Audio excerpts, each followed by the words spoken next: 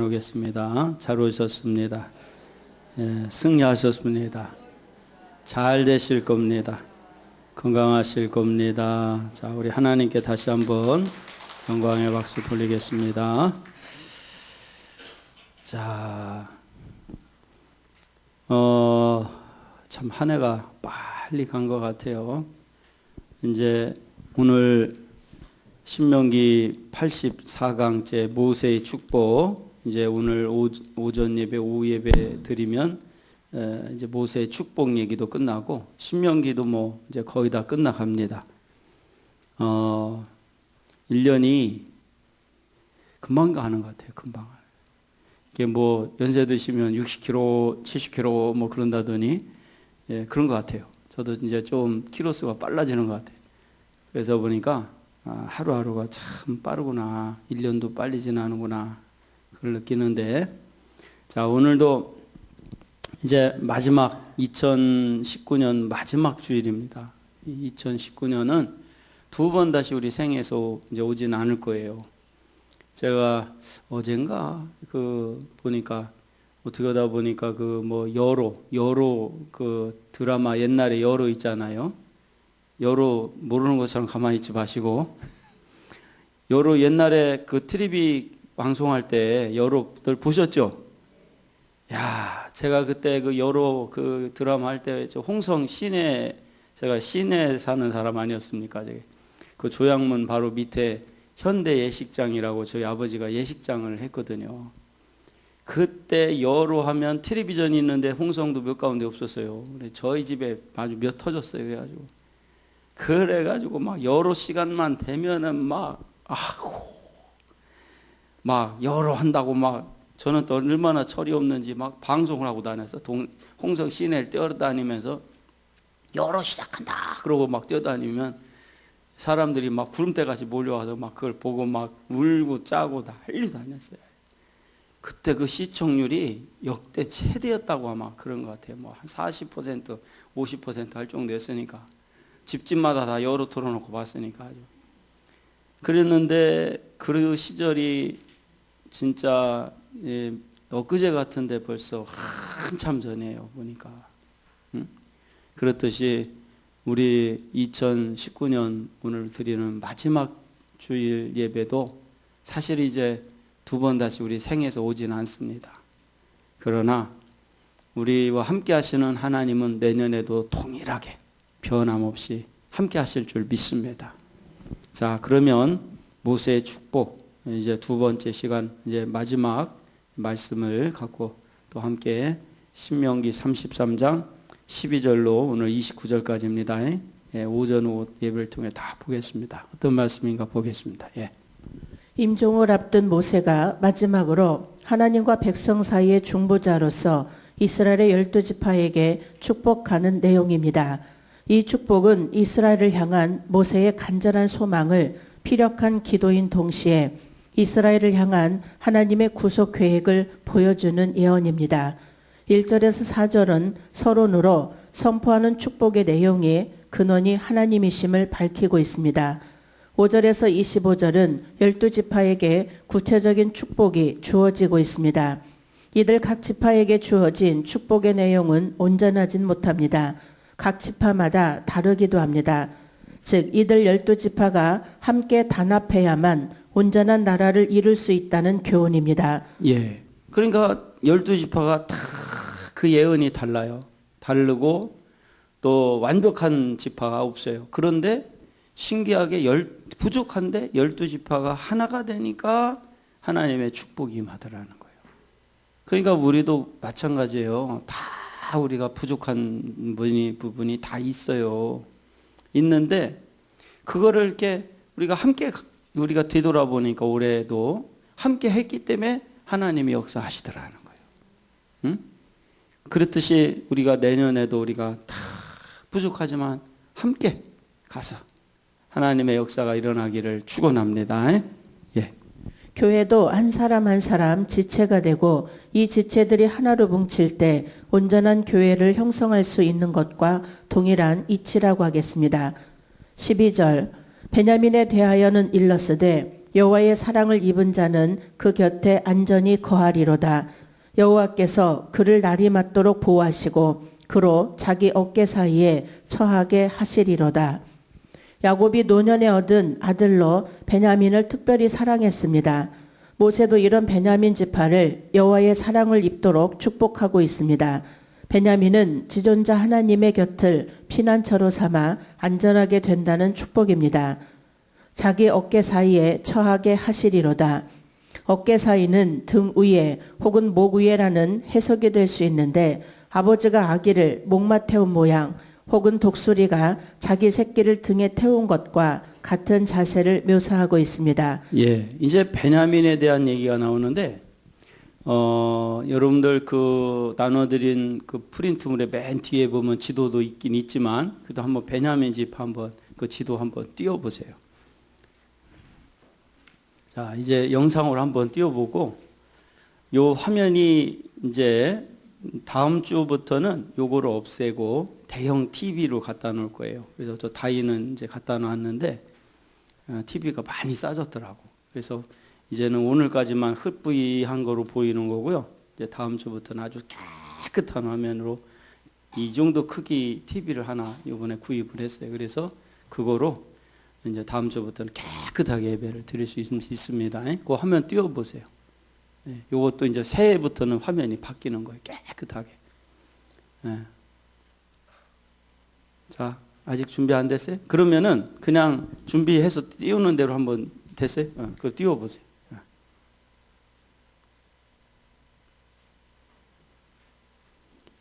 자, 이 지금 이제 여러분들 나눠드린 그 프린트물에도 베냐민 지파가 지도가 맨 뒤에 있긴 있는데 그래도 띄워봐요. 왜 안? 예, 띄웠다. 좀 키워보세요. 베냐민 지파 나오게 중간에 베냐민 지파 있죠. 쭉 더 키워보세요. 더 확실하게. 그렇지. 더 키워봐. 예. 됐어요. 그 베냐민이 사해바다 바로 위쪽에 예루살렘 바로 거기 옆에 연결돼 있죠. 이 베냐민 지파에 대한 얘기를 하는 거예요, 지금. 이제 그런데 왜 제가 이 지도를 보여주냐면은 예루살렘 바로 옆에 베냐민 지파가 있어요. 그런데 왜 다른 지파 말고 이런 그 베냐민 지파가 가장 예루살렘에 가까이 있거든? 그 이유가 지금 모세가 예언하는 대로 그렇게 예언대로 실행이 된 거야, 이게. 도대체 어떤 예언을 했기에 이 베냐민 지파가 어느 지파보다도 예루살렘에 가장 가까운 곳에 있냐. 사실 예루살렘이라는 것은 어떻게 보면은 이 베냐민 지파와 연결되어 있거든요. 자, 그럼 어떤 의미에서 이런 얘기를 하는가? 일단은 그 지도 이제 내려놓고 다시 한번 띄우라 할 때 또 띄우세요. 준비해 놨다가. 예. 하나님께서는 베냐민 지파를 항상 곁에 두시고 보호하신다는 의미입니다. 12절. 예. 그러니까 자기 어깨 사이에 처하게 하시리로다 있어요. 베냐민 지파를. 이 얘기는 뭐냐면 왜 베냐민 지파가 예루살렘에 있냐가 나왔는데 그 이유는 항상 곁에 두고 보호하시겠다는 거예요. 그러니까 12지파 중에서 특별히 베냐민 지파는 하나님이 다 옆에다 두겠다는 거예요. 그런데 왜 이 베냐민 지파를 옆에다 두겠냐는 그게 이제 나오는 거예요, 또. 예. 12절. 본절은 베냐민 지파를 향한 축복으로서 그 내용은 안전한 보호이다. 막내 지파에 대한 하나님의 각별한 사랑을 감지할 수 있다. 예. 막내 지파인 베냐민이 막내이기도 하지만 사실 야곱이 사랑도 했어요. 사랑도 했고 가장 사랑했던 여인 나엘이라는 이 야곱에게는 4명의 아내가 있어요. 4명의 아내가 있는데 그 첩까지 해가지고 4명이에요. 그런데 그 중에 가장 사랑한 여인이 나엘이었어요. 나엘인데 그 나엘에게 있어 난 자식이 둘인데 그 첫째가 요셉이고 둘째가 바로 베냐민이에요. 그런데 이 베냐민이 12 중에 또 막내야. 그러다 보니까 막내를 사랑하기도 했고 또 하나는 막내니까 무조건 사랑한 게 아니에요. 베냐민을 보면요. 뭐 하나 속썩인 게 없어요. 특별하게 문제를 일으킨 것도 없어요. 그러다 보니까 하나님도 야곱도 베냐민을 사랑했다는 거예요. 예. 그 곁에 안전히 거하리로다. 여기서 그 곁은 여호와의 곁을 의미한다. 이 예언은 역사적으로 첫째, 베냐민 지파의 영토가 하나님께서 거하실 예루살렘 성전 곁에 위치함으로써, 두 번째는 남북 왕국 분열 시 베냐민 지파가 유다 지파와 결속하여 다윗 가문 및 여호와의 성전을 파수함으로써 성취되었다. 그 지도를 한 번 더 다시 띄워보세요. 예. 지도를 보시면은 베냐민 지파가 예루살렘 바로 위에 있거든요. 그런데 이제 그 이스라엘이 두 나라로 이제 이렇게 분열이 돼요. 분열이 될 때 그때 위치상으로 보면은 베냐민 지파는 위에 쪽 이 그 북쪽으로 이 이스라엘 이 베냐민 지파가 붙어야 돼요. 그런데 신기하게도 이 베냐민 지파가 어떤 일이 벌어지냐면 위쪽에 붙어버리는 것이 아니라 아래쪽 이 에브라임 쪽 지파 쪽으로 붙는 것이 아니라 남북이 나눠질 때 이 베냐민 지파는 유다 지파에 속하게 돼요. 위치상으로는 베냐민 지파가 북이스라엘에 속해야 되는데 남유다에 속하게 돼요. 근데 이게 우연이 아니라 하나님의 예언이에요. 그래서 이 베냐민 지파가 왕권을 잇는 다윗 지파에 한 속하는 그런 지파로서 축복을 받아요. 그러니까 이 베냐민이 그냥 베냐민이 아니다 이거예요. 예. 자기 어깨 사이에 처하게 하시리로다. 이 말은 아버지가 자기 자식을 등에 업은 모습을 가리키는 말로서 곧 품에 안아 주신다, 또 사랑하신다라는 뜻이다. 또한 두 어깨 사이에 머리가 위치하고 있는 점에 비추어 명예롭게 하신다, 또 머리가 되게 하신다라는 의미로도 이해할 수 있다. 예. 그러니까 이 베냐민 지파가 이런 축복을 받게 되더라는 거예요. 자, 그다음에 13절. 요셉에 대하여는 일러스되 원컨대 그 땅이 여호와께 복을 받아 하늘의 보물인 이슬과 땅 아래 저장한 물과, 요셉 지파인 에브라임과 므낫세 지파는 가나안 땅 분배 시 가장 기름진 땅들을 분배받았습니다. 예, 지도 한번 다시 띄워보세요. 그 지도를 보면은 그 에브라임이 있고 그 에브라임이 조금만 내려보세요. 예, 지도를 내려보시면 올리지 말고 내리라고. 예, 그렇지. 거기 에브라임이 있죠. 에브라임. 그 다음에 조금 더 내려보세요. 예, 그 므낫셋이 있죠. 이 에브라임이랑 므낫셋은 조금 지도를 좀 작게 해보세요. 뭐냐면 그 정도면 돼요. 이제 그 오른쪽으로 조금 더 이렇게 내려보면은 므낫셋이 오른쪽에도 있어요. 내려보라고 내려서 아니, 그렇지. 므낫셋이 거기도 있죠. 므낫셋이 요단 동편에도 있고 므낫셋이 요단 좌편에도 있어요. 그리고 조금만 올리면 에브라임 지파가 있어요. 근데 이 므낫셋과 에브라임이 누구냐면 요셉의 두 아들이에요. 그런데 에브라임은 그 작은 아들이고 므낫셋이 큰 아들이에요. 그런데 문헌에 보면은 이 에브라임과 므낫셋에 차지한 땅이 이들이 지금 12지파가 차지한 땅의 4분의 1만큼 차지할 만큼 큰 땅을 차지해요. 그러면서 하나님이 축복을 주셔요. 근데 이 축복을 주신 이유가 뭐냐면 누구 때문에? 아버지 요셉 때문에 축복을 주는 거예요. 아버지 요셉 때문에. 그러니까 이게 하나님의 역사는 지금 그냥 이루어지는 게 아니라 다 뜻이 있어요. 이루어지는 거 하나하나가 그냥 되는 것이 하나도 없다. 그러니까 갑자기 하나님의 역사가 이루어지는 게 아니라 그 역사에 이루어지기까지 과거에 지난날에 하나님 앞에 그 충성했던 그것이 결국은 열매를 맺더라는 거예요. 우리 한번 말로만 따라서 합시다. 하나님은 살아계시다. 하나님은 반드시 보상해 주신다. 그러니까 이게 그냥 이렇게 땅을 차지한 게 아니에요. 여러분 보세요. 므낫세 땅을 보면 에브라임 땅보다도 므낫세 땅이 얼마나 커요. 이 땅 전체를 볼 때 어마어마하게 큰 땅을 하나님이 차지하게 하시더라는 거예요. 예. 이는 여호와의 말씀에 순종하는 이스라엘 백성들에게 약속되어진 것인데 땅의 소산물이 기름지고 풍성한 열매가 맺도록 이슬과 비를 때에 따라 적당하게 내려주시고 물을 풍족하게 채워주신다는 뜻입니다. 예.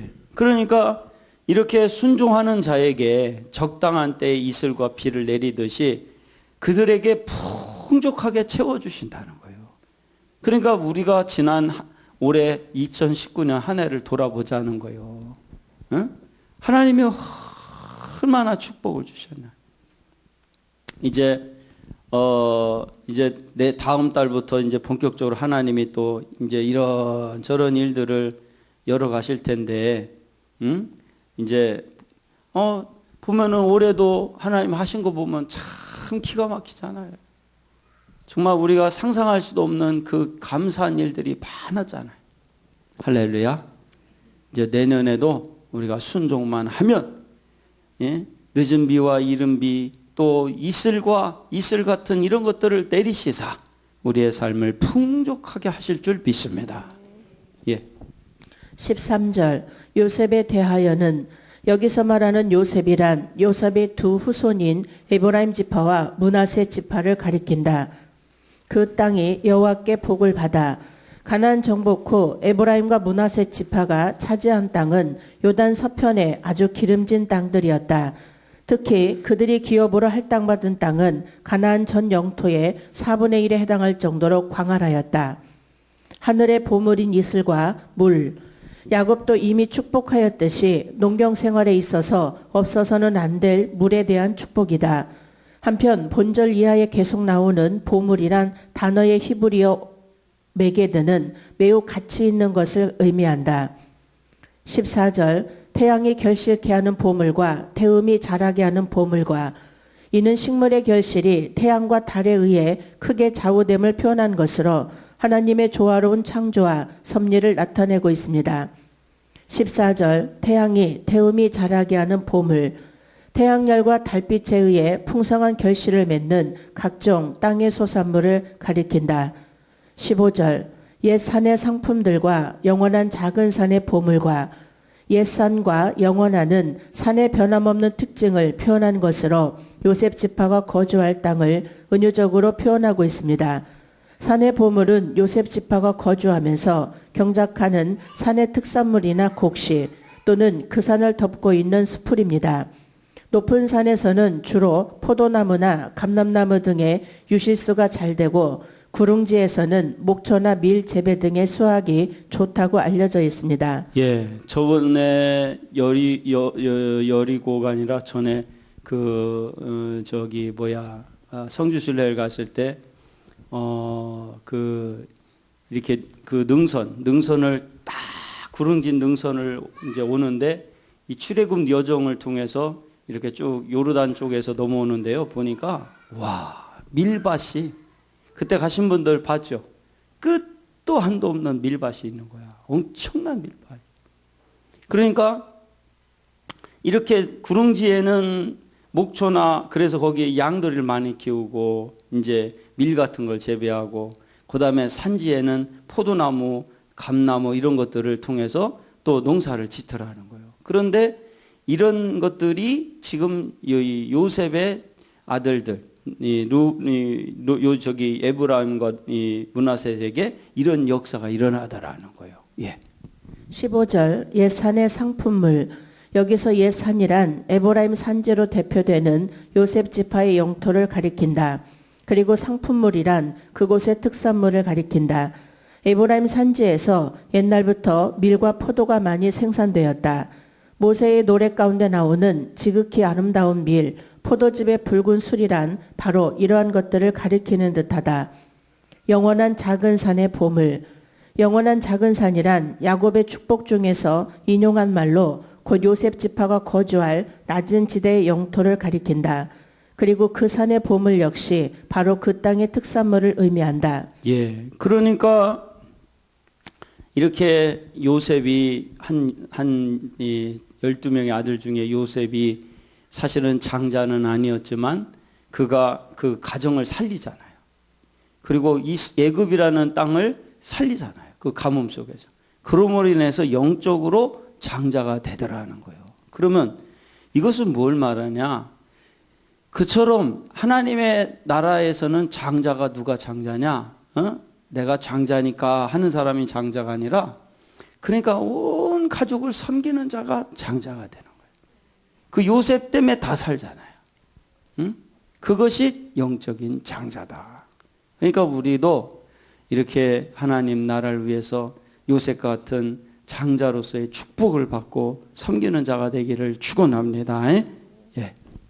16절 땅의 보물과 거기 충만한 것과 가시떨기나무 가운데 거하시던 자의 은혜로 인하여 복이 요셉의 머리에 그 형제 중 구별한 자의 정수리에 임할지로다.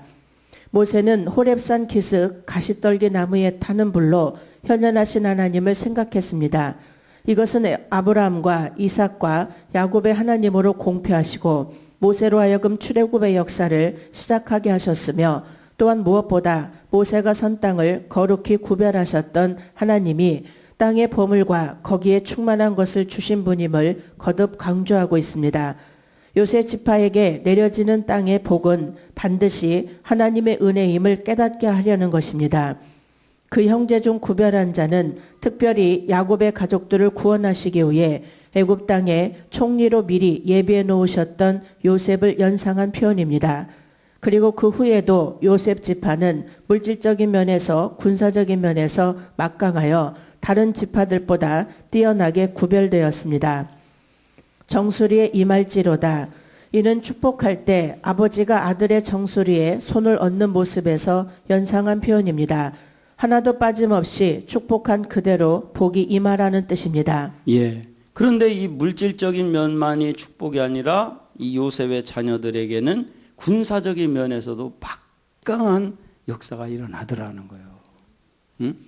그러니까 우리가 하나님 앞에 이 충성하는 자에게는 그와 같은 역사가 일어나는 거예요.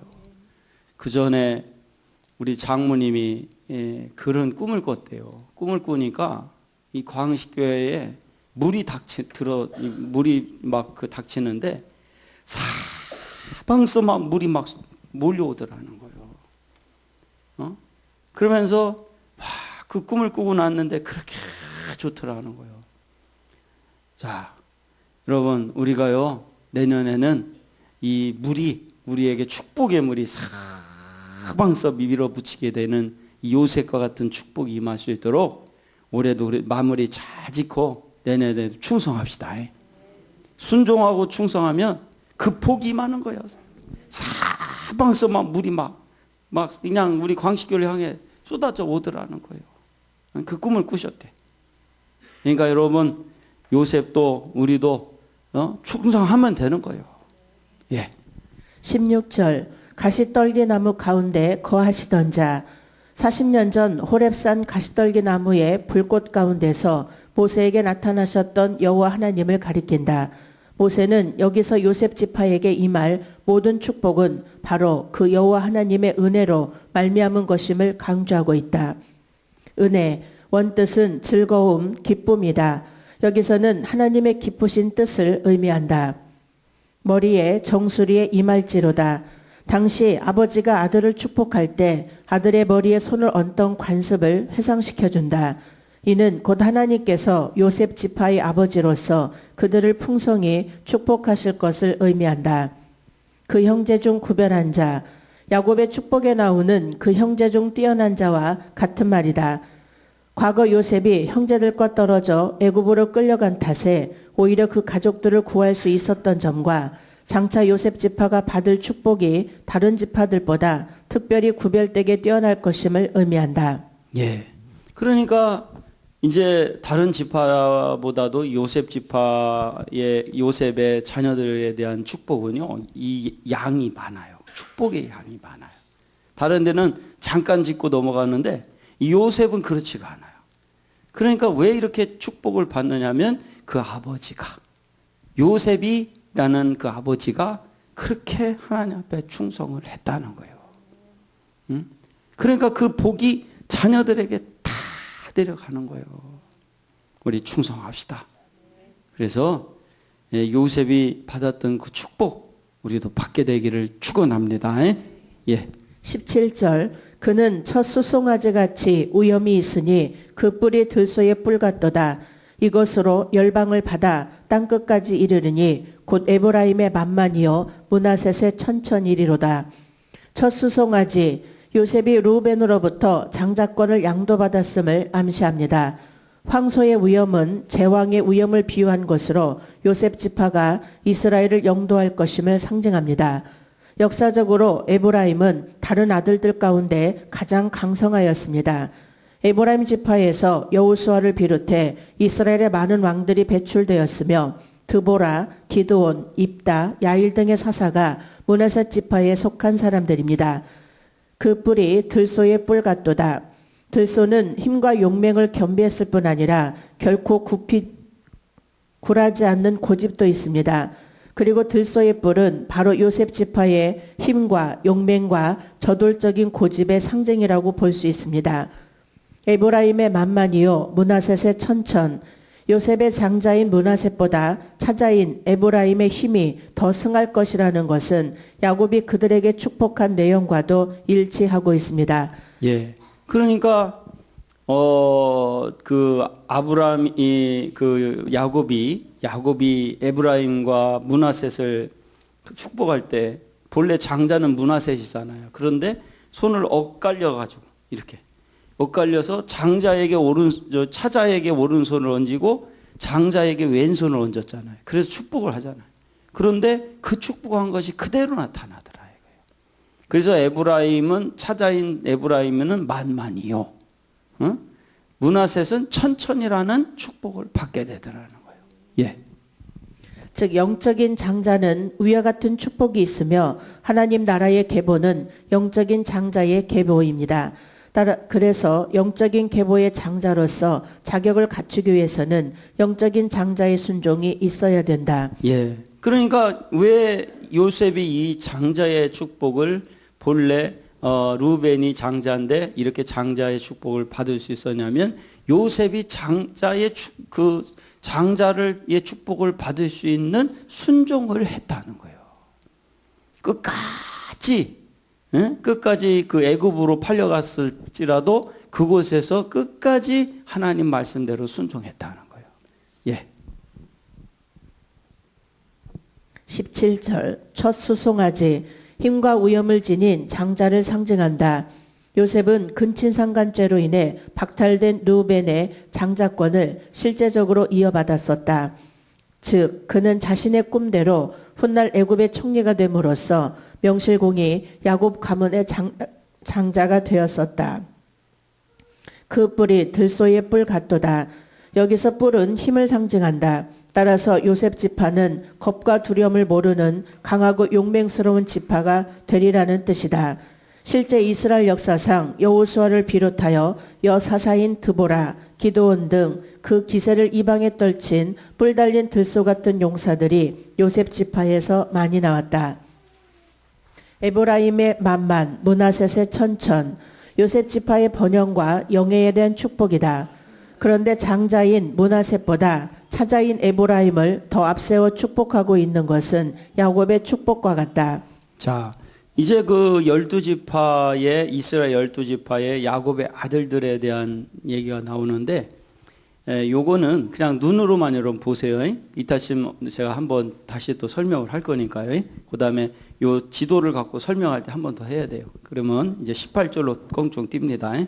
18절 스볼론에 대하여는 일러스되 스볼론이여 너는 나감을 기뻐하라. 이사가리여 너는 장막에 있음을 즐거워하라. 야곱이 레아에게서 얻은 스불론과 이사갈에 대한 축복이 한데 묶여서 언급되고 있습니다. 그 이유는 그 둘이 가장 가까운 형제이며 가나안 땅 분배 시에도 서로 인접해 있습니다. 나감은 전쟁터에 나가거나 상업적인 목적으로 바다로 나가는 것이며 장막에 있는 것은 내륙지에서 목축과 농사일에 전념하는 것을 가리킵니다. 이 예언은 실제로 스불론이 해변의 항구 도시로 번성하여 무역을 통해 많은 수익을 거두게 되었고 이사갈은 내륙지에서 목축업에 성공함으로써 성취되었습니다. 자, 그러면 지도를 한번 띄워보세요. 그 지도를 띄우시고 거기에 스불론과 이사갈을 한번 찾아보세요.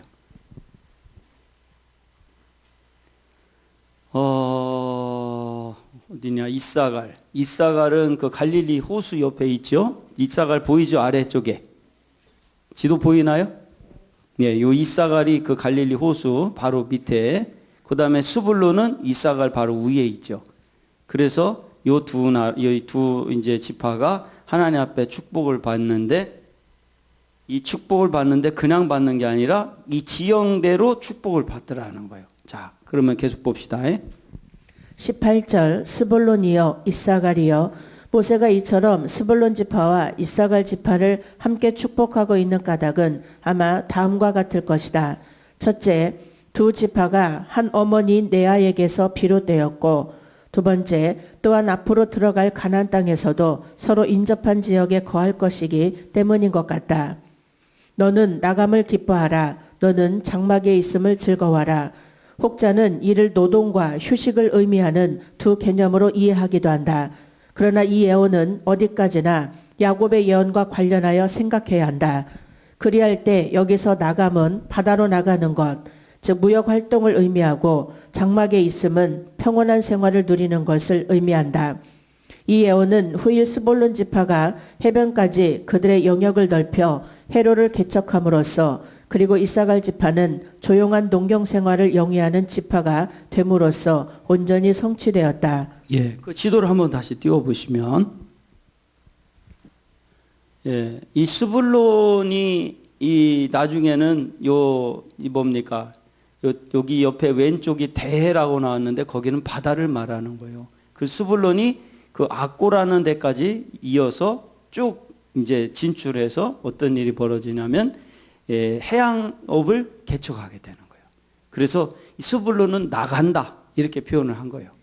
그 다음에 이사갈은 이제 농경업을 하게 돼요. 이사갈이 있는 이 지역이 갈릴리 하류 지역이다 보니까 굉장히 기름져요. 물이 충분하고.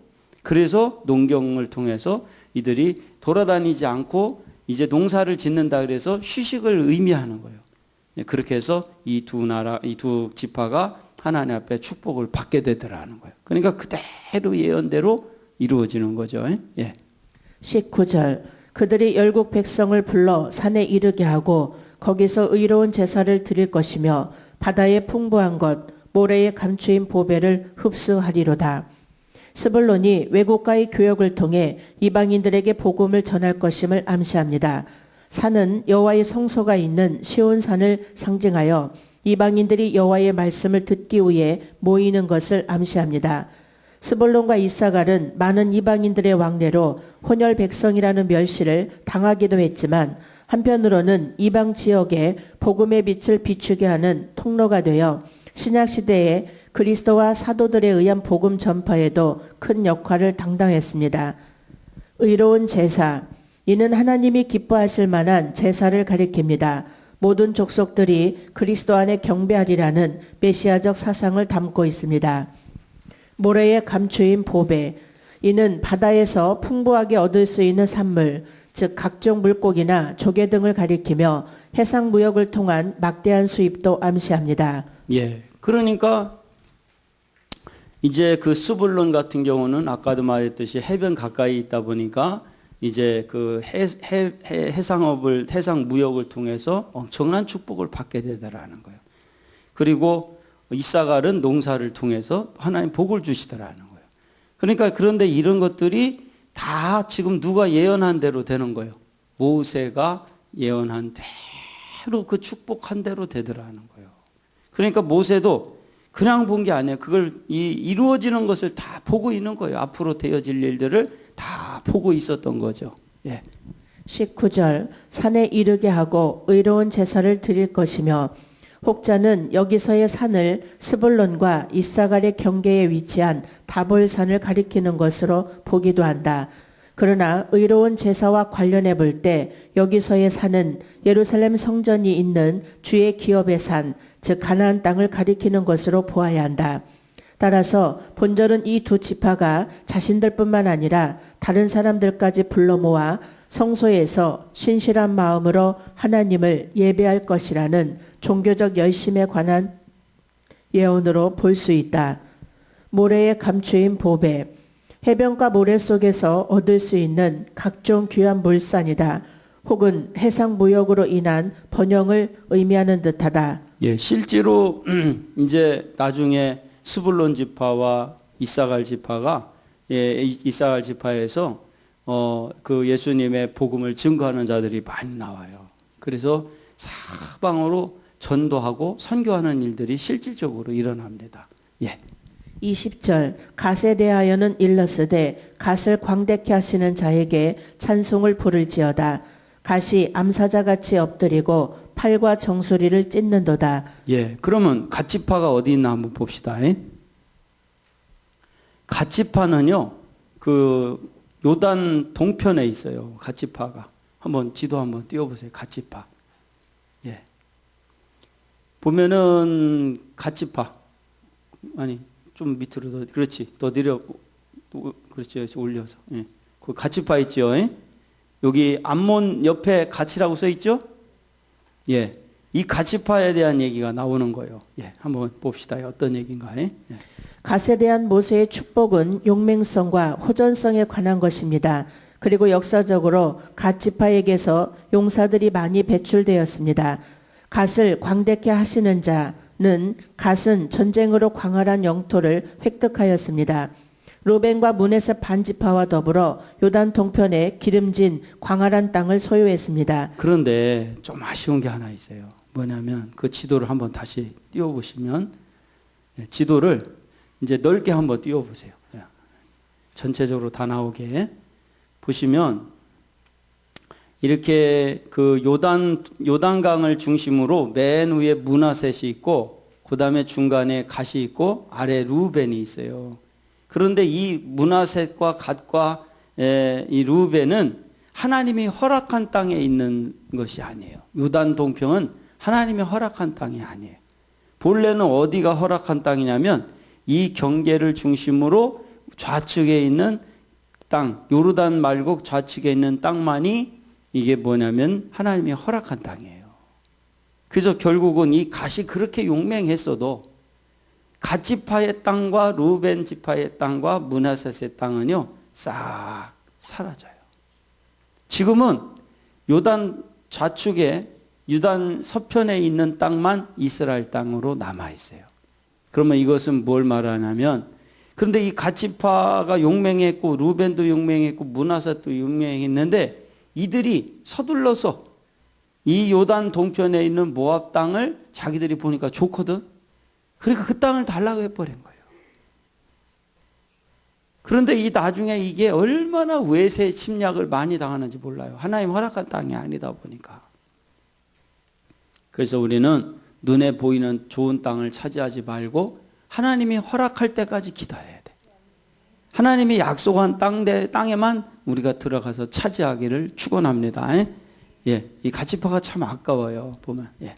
갓은 그들의 호전성과 용맹으로 인해 영토를 얻었으나 이삭은 그 반대로 온유함으로 인해 넓은 땅을 얻었습니다. 예, 참 저는 이걸 보면서 참 은혜가 되더라고. 갓은 그들의 호전성과 용맹으로 인하여 영토를 얻었대. 호전성이 있고 용맹했어. 그런데 그 이삭은 반대로 온유함으로 넓은 땅을 얻었다는 거예요. 그러니까 사실은 이삭이 더 큰 축복을 받은 거예요. 왜냐? 그는 호전하고 용맹했던 게 아니라 온유했다는 거예요. 우리요, 아주 내 용맹함으로 사는 자가 아니라 하나님 말씀으로 온유이고 호전성이 있고 용맹한 자가 아니라 하나님 말씀에 순종한 이삭처럼 온유함으로 승리하기를 축원합니다. 예. 팔과 정수리를 찢는도다. 팔은 힘과 능력을 상징하고 정수리는 지혜 또는 지도권을 상징합니다. 갓지파는 그 용맹스러움과 전술에 필요한 모략을 겸비하여 대적들을 약탈하고 멸망시킬 것입니다. 20절 갓을 광대케 하시는 갓지파가 광활한 영토를 획득할 것을 가리킨다. 암사자같이 팔과 정수리를 찢는도다.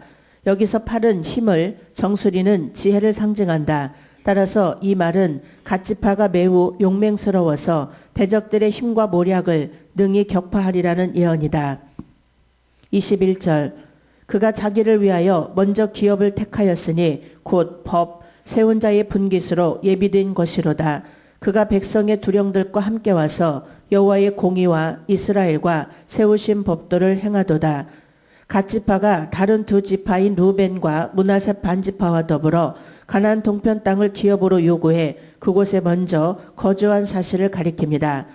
법 세운 자의 분깃으로 예비된 것이로다는 그들이 먼저 기업을 택하는 조건으로 가나안 정복 시 선봉에 나서겠다고 모세와 약속을 했는데 그 약속을 이행할 때에만 그 땅을 기업으로 차지할 수 있음을 말합니다. 예. 그런데 이렇게 잠깐은 땅을 차지하게 되죠. 그러나 하나님이 주시겠다는 땅을 얻은 게 아니라 자기들이 달라고 했어. 자기들이 좋은 땅을 택하여 버렸어요. 그로 인하여 어떤 일이 벌어지냐면은 선봉에 서서 가나안 정복할 때 선봉에 서서 이 갓지파와 루벤과 므낫세 반지파가 선봉에 서서 싸워야 되는 조건을 또 세워야 돼. 그러나 그렇게 해서 싸워서 선봉에 섰다 할지라도 하나님이 허락한 땅이 아니다 보니까 영원하지 않더라는 거예요. 그러니까 우리가 근시안적으로 우리가 좋은 삶을 선택하지 말고 우리가 하나님 앞에 이 말씀으로 순종하는 삶이 되면 영원한 땅을 얻게 될 줄 믿습니다. 예. 법 세운 자는 어떤 법을 결정하고 명령하는 군대의 지휘관을 말하지만 여기서는 모세가 아니라 갓지파를 뜻합니다. 갓지파가 이처럼 지도자로 언급된 것은 그들의 용감한 활약이 있었기 때문으로 보고 있습니다. 그가 백성의 두령들과 함께 먼저 기업을 택한 조건, 곧 가나안 정복에 선봉에 서겠다는 약속을 실행하기 위해 이스라엘 지파의 다른 지도자들과 함께 선다는 뜻입니다. 이것은 갓 지파의 말씀에 대한 순종을 나타내는 것입니다. 그들의 순종의 행위는 하나님의 공의를 나타내는 것입니다. 21절 먼저 기업을 택하였으니 이스라엘이 요단 동편 땅을 정복하자 갓 지파가 므낫세 반지파 및 루벤 지파와 더불어 그곳에 땅 분배받기를 적극적으로 원해 마침내 할당받은 사실을 가리킨다. 법 세운 자의 분깃으로 예비된 것이로다. 여기서 법 세운 자란 이스라엘에게 하나님의 율법을 세운 모세를 가리킨다. 따라서 이는 여호수아에 의해 땅을 분배받았던 다른 지파와는 달리 갓 지파는 모세에 의해서 직접 땅을 분배받은 사실을 의미한다. 예. 그러나 계속적인 얘기지만은 그러나 영원하지 않다는 거예요. 영원하지 않다. 모세에 의해서 그러니까 모세도 사실은 여기서는 자세하게 다루지 않지만요. 사실은 이 모세가 상당히 이 땅을 달라고 할 때 고민을 해요. 왜냐하면 하나님이 허락한 땅이 아니었기 때문에. 그런데 가만 놔두면 반란이 일어나게 생겼거든. 그 땅을 달라고 고집을 피니까. 그래서 조건을 얘기한 거예요. 뭐냐. 대신 너희들 땅을 주겠으니 선봉에 살아. 이 얘기를 한 거예요. 그런데 그렇게 하겠다고 또 얘기를 해. 그래서 실제로 그렇게 싸워요.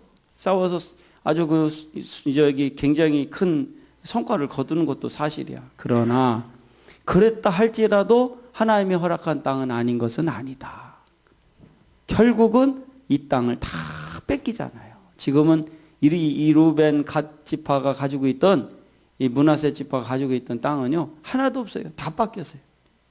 그래서 지금은 요르단으로 남아버리잖아요. 그 이스라엘이 거기에 하나도 없잖아요. 예. 두령들과 함께 와서 행하도다. 갓 지파가 다른 지파보다 먼저 요단 동편 땅을 분배받는 조건으로 모세와 맺은 약속, 곧 요단 서편의 가나안 본토 땅을 점령하는 가나안 정복 전쟁 시 선봉이 되어 싸우겠다는 약속을 그들이 성실히 수행할 것이라는 예언이다. 예. 자, 일단은 오전은 여기까지 하고요. 오후에 22절 단지파부터 22절 쭉 나가면서 오후에 말씀을 또 우리가 함께 나눌 수 있도록 그렇게 하겠습니다. 우리 여기까지 일단은 오전에 하겠습니다. 우리 기도하겠습니다.